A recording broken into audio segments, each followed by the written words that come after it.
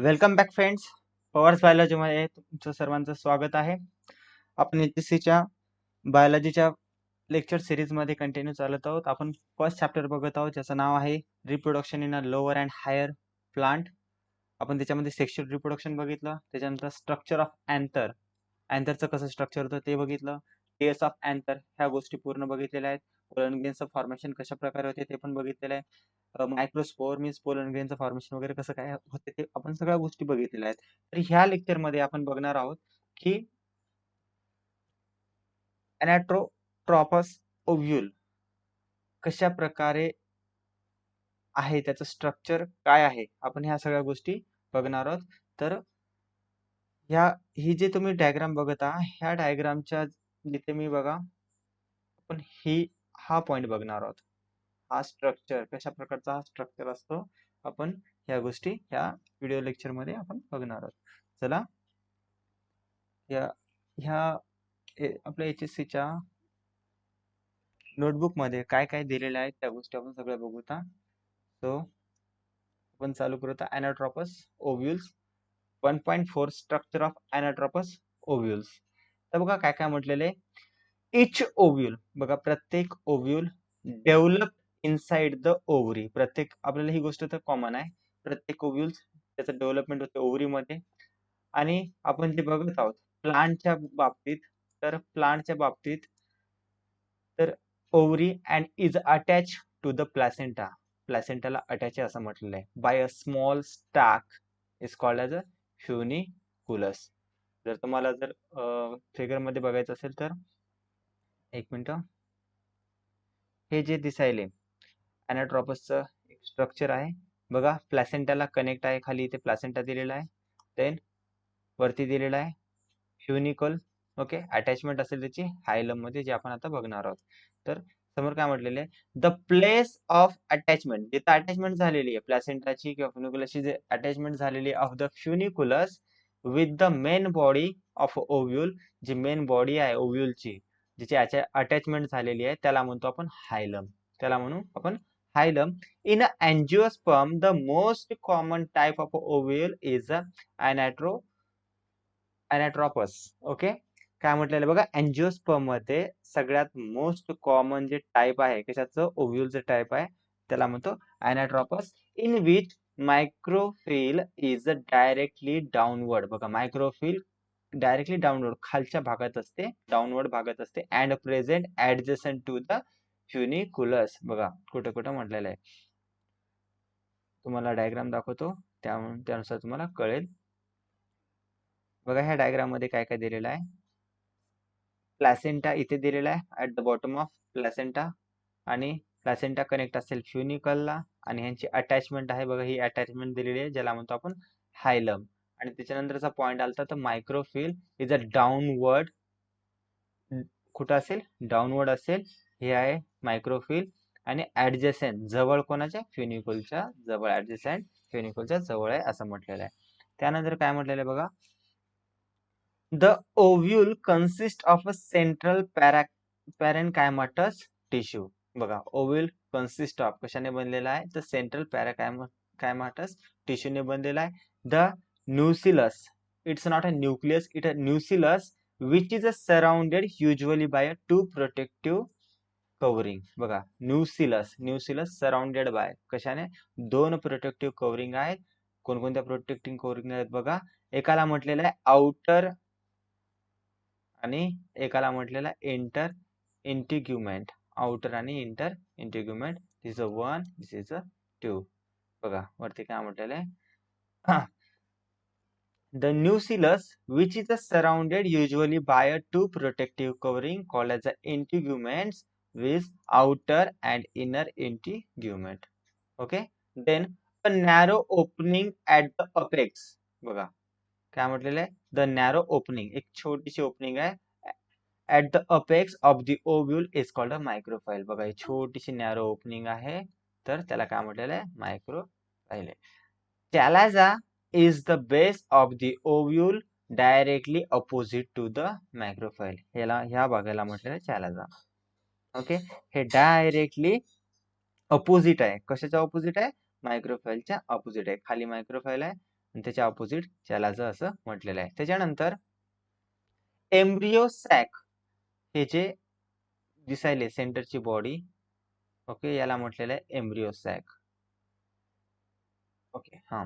तर embryo sac म्हणजे female gametophyte is a oval shaped multicellular structure, multicellular unicellular नाहीये, multicellular structure embedded in a nucellus, nucellus मध्ये embedded आहे अशी गोष्ट म्हणलेली आहे.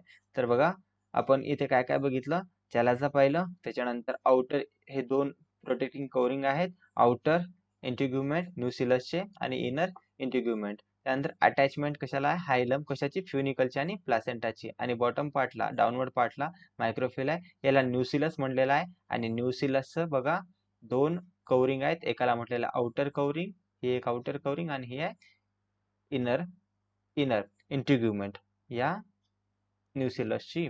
ओके, हे होतं एनाट्रॉप्स ऑफ ओव्ह्यूल पूर्ण स्ट्रक्चर. याच्यामध्ये काही हार्ड नाही, फक्त स्ट्रक्चर बद्दल यांनी थोडी माहिती दिलेली आहे. ठीक आहे, आता समोरचा पॉइंट काय म्हणतो, पेज नंबर 5.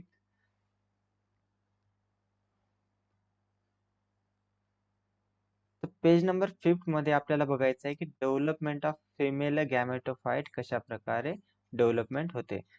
थोडं एकदा आपण नजर मारून घेऊ की कशा प्रकारे स्ट्रक्चर दिलेलं आहे, त्या स्ट्रक्चरवरूनच आपल्याला पूर्ण पॉइंट्स कव्हर होतात. बघा बायोमध्ये विदाउट स्ट्रक्चर आपण पॉइंटला एक्सप्लेन करू शकत नाही. ओके, जेवढं स्ट्रक्चर तेवढं समजायला सोपं जाते. तर बघा पहिले सगळ्यात पहिले दिलेलं आहे megaspore, mother of cell. Okay, ही मेगास्पोर आहे. इथे मिओसिस होईल, मिओसिस होऊन टेट्रॅड म्हणजे चार, टेट्रॅड म्हणजे चारची हॅप्लॉइड मेगास्पोर तयार होतील. त्यानंतर त्यानंतर काय होईल बघा, हे जे चार सेल्स तयार झालेले आहेत, तर चार सेल्स पैकी वरच्या जे तीन सेल्स आहेत ते डिजनरेट होतील, डिजनरेट ऑफ सेल, तीन सेल काय होतील, डिजनरेट होईल, आणि फक्त जी बॉटमची सेल आहे तीच राहील आणि ते पण ग्रो होईल. बघा मेगास्पोर और एम्ब्रियो सॅक हॅप्लॉइड असं म्हटलेलं आहे. Then growth nourish by the nucellus, जे न्यूसिलस आपण वरती बघितलेलं होतं, असं अशा प्रकारचा न्यूसिलस होता, त्याचे आउटर कव्हरिंग आणि इनर इंटिग्युमेंट होते. तर न्यूसिलस त्याला नरिश करते, म्हणजे याला न्यूट्रिशन प्रोव्हाइड करते. ओके, न्यूट्रिशन प्रोव्हाइड केल्यामुळे ती सेलची ग्रो होईल, आणि ग्रो झाल्यानंतर ती थोडी ग्रो म्हणजे लार्ज सेल होईल, आणि इथे चालू होईल मायटॉसिस फर्स्ट. ओके, इथे तीन प्रकारचे डिव्हिजन होतात, मायटॉसिस फर्स्ट, मायटॉसिस सेकंड आणि mitosis third. Then mitosis first to जे सेंटरचं आहे ते त्याच्यात डिवाइड होतील दोन गोष्टीमध्ये. ओके, दोन न्यूक्लियामध्ये, त्याच्यानंतर चार, त्याच्यानंतर 8 अशा प्रकारचं एक आपल्याला डिव्हिजन बघायला भेटते इथं. आणि त्याच्यानंतर पूर्ण एक डेव्हलपमेंट, फिमेल गॅमेटोफाइटची डेव्हलपमेंट होईल, हे सगळं दिलेलं आहे. आता बघा पॉइंट्स मध्ये काय काय दिलं असेल, तर याला म्हटलेलं आहे megasporogenesis, spore formation. Okay, spore formation, genesis means formation. It is the process of a formation, कशाचं फॉर्मेशन, हॅप्लॉइड मेगास्पोरचं फॉर्मेशन म्हटलेलं आहे. फ्रॉम कशापासून, डिप्लॉइड मेगास्पोर मदर सेल्स पासून. ठीक आहे, आपण वरच्या स्ट्रक्चर मध्ये पाहिलं की मदर सेल्स पासून काय, डिप्लॉइड मेगासेल्स पासून हॅप्लॉइड मेगास्पोर्स तयार होतील. त्याच्यानंतर megaspore mother cells become a distinguish in the nucellus. बघा डिस्टिंग्युश त्याचे विभाग पडतील, डिस्टिंग्युश होईल न्यूसिलस मध्ये, or sorry more or less in a the center but towards a micropylar end of ovule. तर मायक्रोपिलर एंड ऑफ ओव्ह्यूल मध्ये ते काय होतील, डिस्टिंग्विश होतील असं म्हटलेलं आहे. त्याच्यानंतर आपला इम्पॉर्टंट पॉईंट, मेन पॉईंट आहे डेव्हलपमेंट ऑफ अ फिमेल गॅमेटोफाइट, की कशा प्रकारे डेव्हलपमेंट होती फिमेल गॅमेटोफाइटची. तर पॉइंट मध्ये काय दिलेलं आहे बघा, megaspore mother cell undergoes meiosis, जे आपण वरती पाहिलेले की मिओसिस मध्ये ते डिव्हिजन मध्ये जाईल, to form linear tetrad, tetrad म्हणजे चार, बघा mono, single, di, double, tri, triple आणि टेट्राड 4. ओके, आणि त्यानंतर पेंटा येईल. Linear tetrad of the haploid cell, n number of क्रोमोझोमची जी हॅप्लॉइड सेल ते तयार होईल, दॅट इज अ मेगास्पोर म्हटलेलं आहे. ओके, मदर मेगास्पोर पासून डॉटर मेगास्पोर तयार होईल, पण haploid in nature by the meiosis process. Then upper 3 megaspore वरती जे दाखवलेले आहे, चार सेल्स तयार व्हायल्यात, अशा प्रकारच्या तर 4 सेल्स पासून upper 3 megaspore abort and lowest 1 downward centre of the nucleus remain functional. ह्या तिन्ही सेल्स काय होतील अबॉट होऊन जाईल, डिजनरेट होऊन जाईल. फक्त जी बॉटमची सेल्स आहे तीच काय होईल फंक्शनल राहील. त्यानंतर काय म्हटलेलं आहे इट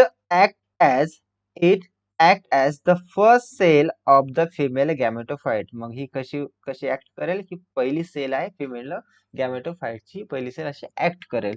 त्याच्यानंतर generally 1 megaspore towards the centre is a functional megaspore. बघा जनरली काय असते की 1 मेगास्पोर टुवर्ड सेंटर, सेंटरच्या जवळ इज अ फंक्शनल मेगास्पोर असं म्हटलेलं आहे. त्याला फंक्शनल असते ती मेगास्पोर फंक्शनल असते.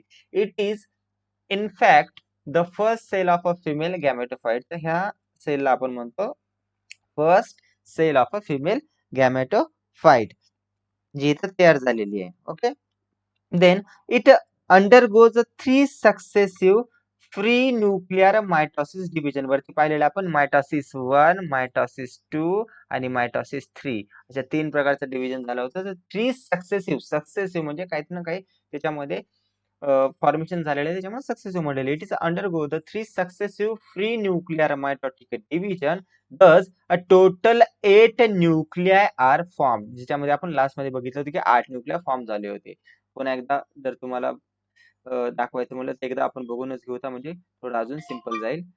ठीक आहे, बघा मेगा मदर सेल्स डिप्लॉइड, जिचं कन्व्हर्जन झालं हॅप्लॉइड 4 म्हणजे टेट्राड मध्ये झालेलं आहे मिओसिस थ्रू. त्याच्यानंतर वरच्या ज्या 3 सेल्स आहेत ते डिजनरेट होतात.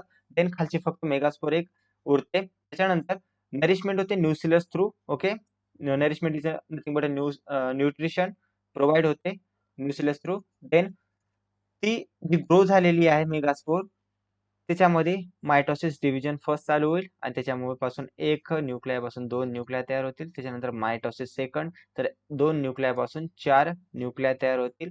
ओके, देन मायटोसिस थर्ड, तर इथे हे 3, हे 2 आणि खालचे 3 अशा प्रकारचे 8 न्यूक्लिया तयार होतील. त्याला म्हटलेलं सेंट्रलला 2 पोलार न्यूक्लिया आणि एक फिमेल गॅमेट खाली आहे आणि वरती 3 अँटीपॉड सेल्स आहे. हे सगळ्या गोष्टी आपल्याला पुन्हा बघायच्या आहेत. चला पुन्हा पॉइंट मध्ये होत की काय काय म्हटलेलं आहे.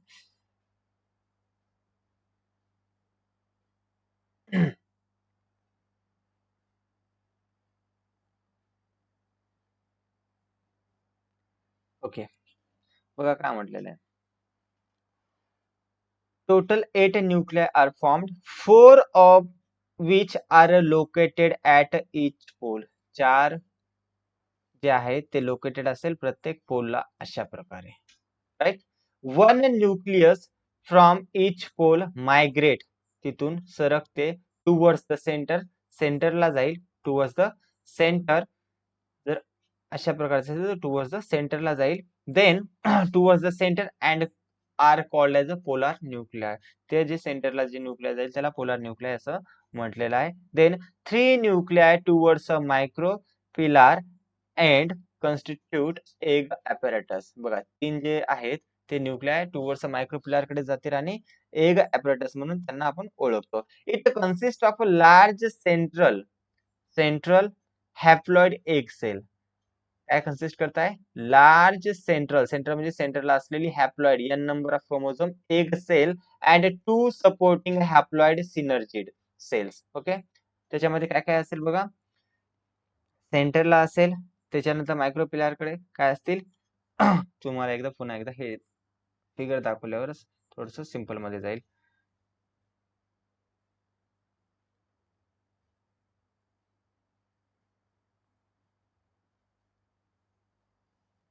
बघा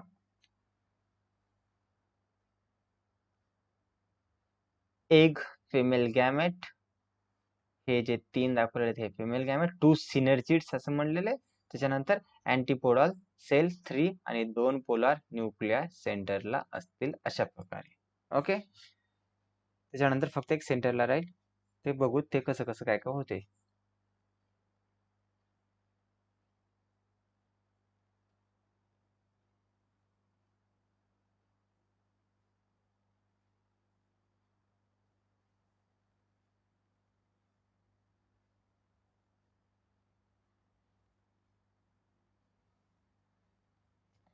सॉरी, थोडस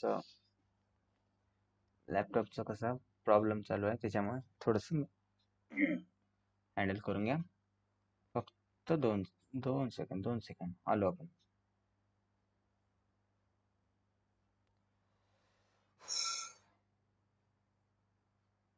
तर त्यानंतर काय म्हटलेलं आहे, सिनर्जी शो जे बॉटमला होते. ओके, ह्या इथे अशा प्रकारचे होते. तर synergy shows hair like a projections. Okay, hair like projection असे शो करतील ते, कॉल्ड एज अ फिलिफॉर्म ॲपॅरेटस. त्याला म्हणतात filiform apparatus which guide the pollen tube towards the egg.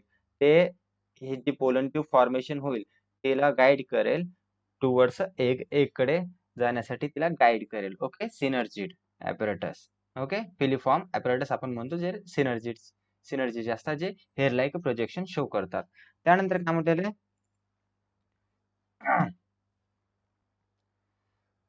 The antipodal cells, जे वरच्या सेल्स होत्या बघा इथं दिलेलं आहे, हे अँटीपोडल सेल्स, हे जे दिसायले cells. The antipodal cells are a group of 3 cells. किती ग्रुपचा सेल आहे? 3 cells present at the chalazal end. आपण त्या पहिल्या ह्याच्यामध्ये बघितलं होतं बघा, ही हे आहे चॅलाझाल एंड, वरचा जो दाखवलाय चॅलाझाल एंड. त्याच्यानंतर काय म्हटलेलं आहे, the two haploid polar nuclei of a large central cell fuse to form a diploid. हे जे आहेत हे दोघ जण एकमेकांमध्ये फ्यूज होतील आणि इथे फॉर्मेशन होईल एक लार्ज न्यूक्लिआय, ज्याला आपण हॅप्लॉइड पासून डिप्लॉइड जे तयार होतील. The two haploid polar nuclei of the large central cell fuse to form a diploid secondary nucleus. इथे काय तयार होईल? डिप्लॉइड सेकंडरी न्यूक्लियस, और त्याला आपण काय म्हणू, definitive nucleus, just prior to the fertilization पहिले. These 7 celled and 8 nucleated structure is called an embryo sac. हे जे 7 सेल्स आहेत किंवा काय म्हटलेलं आहे 8 न्यूक्लिएटेड, 8 न्यूक्लिआय. ओके, 8 न्यूक्लिएटेड कारण की हे दोन आहेत ते फ्यूज झालेले आहेत, त्यांच्यापासून डिप्लॉइड तयार झालेला आहे.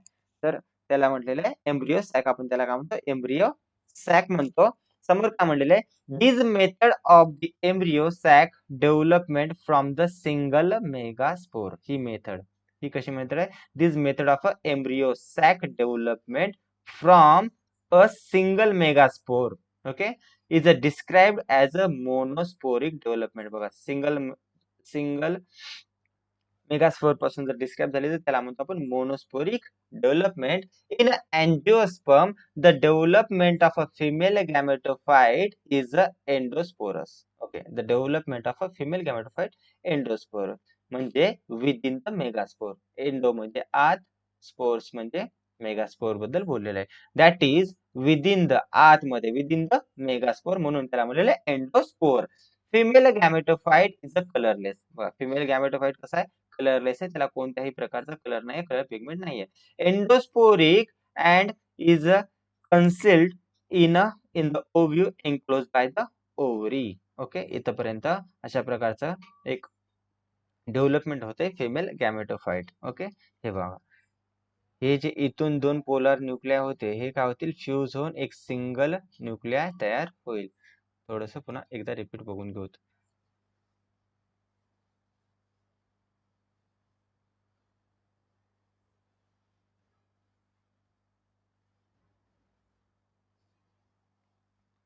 ठीक आहे,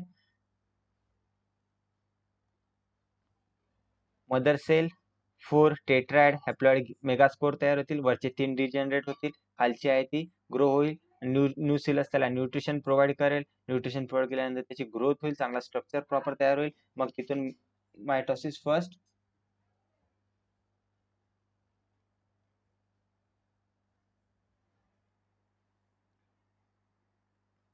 सो आपण बघू लागलो की इथे मायटोसिस फर्स्ट चालू होईल. मायटोसिस फर्स्टने एका पोलर न्यूक्लियाचे 2 पोलर न्यूक्लियर तयार होतील डिव्हिजनने. ओके, तर मायटोसिस सेकंड तयार होईल, तर 2 पासून 4 न्यूक्लियर तयार होतील आणि 2 सेंटरला येतील, बाकीचे कॉर्नरला जातील, त्याला आपण अँटीपोडल सेल म्हणतो किंवा सिनर्जिड. हे 2 सिनर्जिड सेल तयार होतील. त्यानंतर ह्या दोन्ही न्यूक्लियसचं एक डिप्लॉइड न्यूक्लियस तयार होईल आणि अशा प्रकारे mature embryo sac female gametophyte फर्टिलायझेशनच्या पहिले just before fertilization 7 nuclei present 6 are haploid 1 is a diploid अशा प्रकारचे एक स्ट्रक्चर तयार होईल. याला म्हणतो आपण development of a female gametophyte. Okay, अशा प्रकारे फिमेल गॅमेटोफाइट इथे तयार होते. नेक्स्ट लेक्चर मध्ये आपण बघणार आहोत की सॉरी पॉलिनेशन कशा प्रकारे होते. आता पोलन ग्रेन्सचं फॉर्मेशन बघितलेलं आहे आपण आणि त्याच्यानंतर ओव्हिल फॉर्मेशन पण बघितलेलं आहे. आता मेन इम्पॉर्टंट पॉईंट असेल की पॉलिनेशन कशा प्रकारे पोलन ग्रेन्स एका साईड करून किंवा एका प्लांट कडून दुसऱ्या प्लांट कडे जातात किंवा स्वतःच्याच प्लांटवर पॉलिनेशन होऊन कशा प्रकारे फॉर्मेशन होते किंवा रिप्रोडक्शन होते या गोष्टी बघणार आहोत. तर आजच्यासाठी इतकंच. आय होप तुम्हाला हे लेक्चर कळालं असेल. तर प्लीज या लेक्चरला किंवा ह्या व्हिडिओला तुमच्या मित्रांमध्ये सेंड करा आणि प्रत्येकाला याचा फ्रीमध्ये फायदा होऊ द्या. Thank you so much. आणि जर कोणी नवीन असाल तर या यूट्यूब चॅनलला सबस्क्राईब करायचं प्लीज विसरू नका. आणि अजून एक गोष्ट की 11th आपण अशाच प्रकारची व्हिडिओ सिरीज चालू करायचा प्रयत्न करणार आहोत. तर त्याला पण असाच रिस्पॉन्स भेटेल तुमचा असे होप करतो. Thank you so much.